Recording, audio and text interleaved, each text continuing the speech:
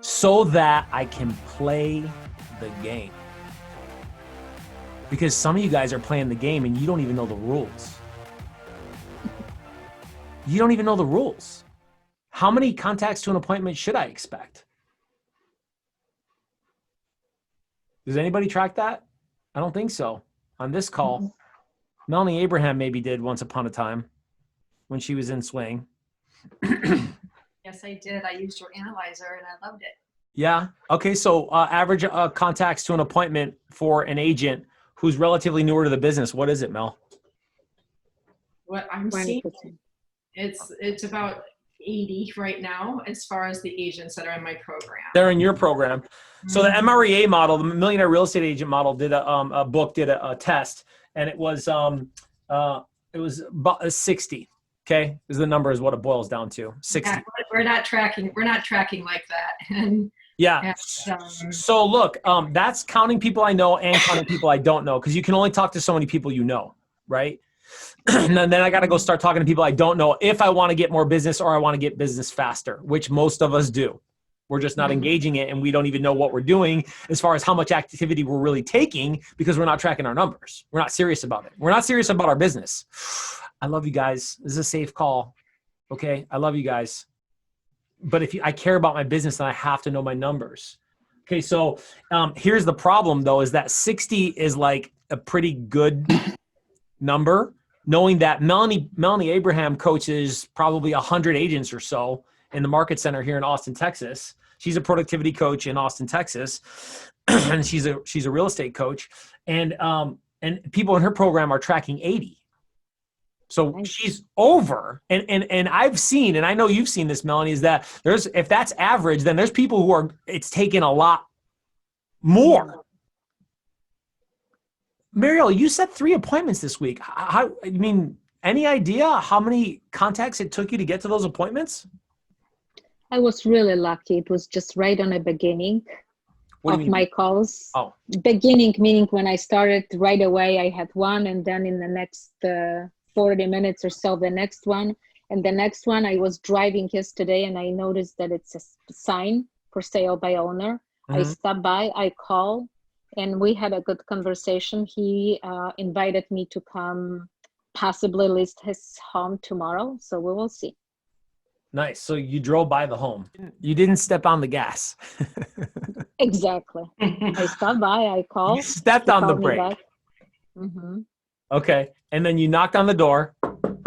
No, because it was 9 o'clock at night. You made a call. I called, I left the message, and he called me 15 minutes later. And we had the conversation. He said, well, please come over. So I'm going tomorrow. There we go. Okay. Nice.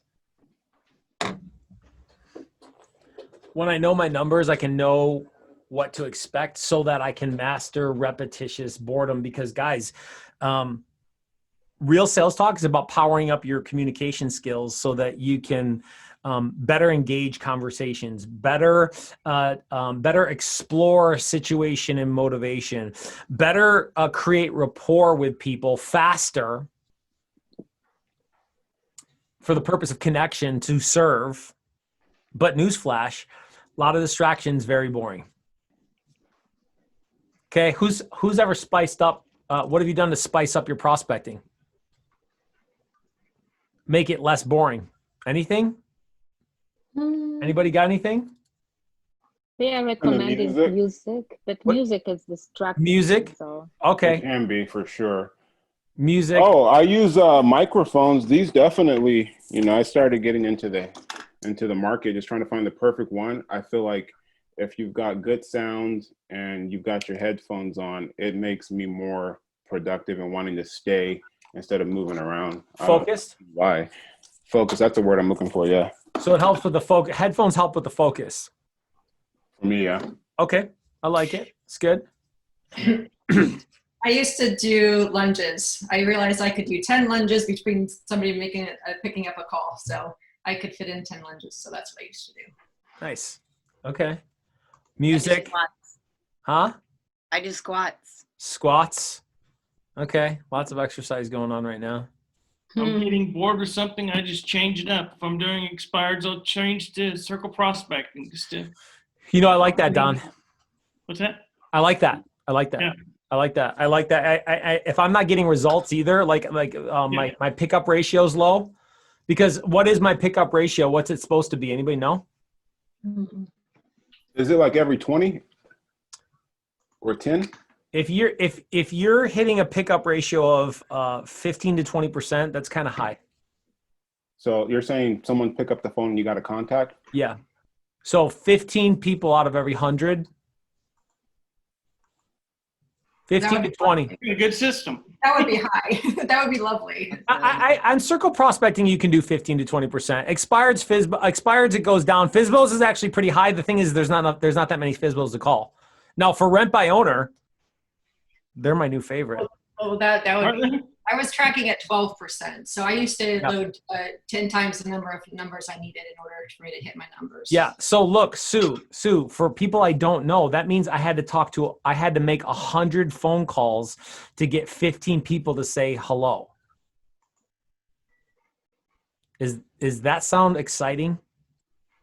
And out of those 15, how many say, yes, let's have a meeting? Well, we just said, if your contacts to an appointment ratio is 60, that means what's 60 divided by 15?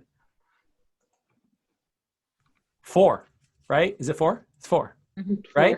So then that means if you made 100 calls a day and you talk to 15 people, it's going to take you 4 days to set an appointment. Now that's if you're at 60. In Melanie's program, it's going to take 5 days. Now look, the cancellation rate for people I know is what? Anybody know? People I don't know. Probably 25%. Huh? It's 50%. 50, yeah. Yeah, 50%. That's standard. That's normal. Okay. So you set an appointment and 50% of the people are going to cancel or no show. They don't respond. Right. So Sue, it took me all week to set an appointment and then they canceled. Son of a mother. Now the next week I set an appointment. I do the same thing and I set an appointment and then I go on the appointment. But do I take 100% of the appointments I go on? Do I sign a contract on 100% of the appointments I go on? No, and I didn't get that one. I didn't get it. So now what? What is your percentage, Paul? Listing percentage? Appointments to listings. Yeah, appointments to listing percentage hangs at 85 to 90%. I am not surprised. Yeah. My team was 85%. 85%. Team, I don't. Yeah. Team, it's a team. Mine would hang closer to 90%, because when people you don't know, just some of them you're not going to jive with, you're not going to take the appointment. Okay. So Sue, you're a newer agent. The first week, you set the appointment and they didn't show. The second week you set the appointment and you went on it, but you didn't get it. Okay. Now what? Now how many calls have you made at this point, Sue? It's 2 weeks. Yeah. My God. 200 calls you've made. A lot. Yeah. Wait, did we do? No. 100 calls per day. 100 times 5 is 500. 1,000. You've made 1,000 calls and you have no business. Okay. Are we starting to understand the ramifications of what it takes to get business? Now, look, I'm not talking about sphere of influence, because sphere of influence is another game. 10% of the people that are in your sphere of influence should give you business. So if you have 100 people in your database, 10 of them should give you should do business with you or refer you business, Sue. But the thing is it can take 6 to 9 months to start seeing the conversion ratio on that. It takes time. So in the meantime, I still have to pay my bills and feed my kids. So what do? I got to go talk to people I don't know. Well, what does that mean? Expireds, FSBOs, open houses, networking, whatever it is, but you got to go talk to and meet people you don't know. Maybe you stand at the mall with your cards and it doesn't matter. You got to figure that out. But the matter of the fact is that to survive or to thrive, you're going to have to talk to people you don't know.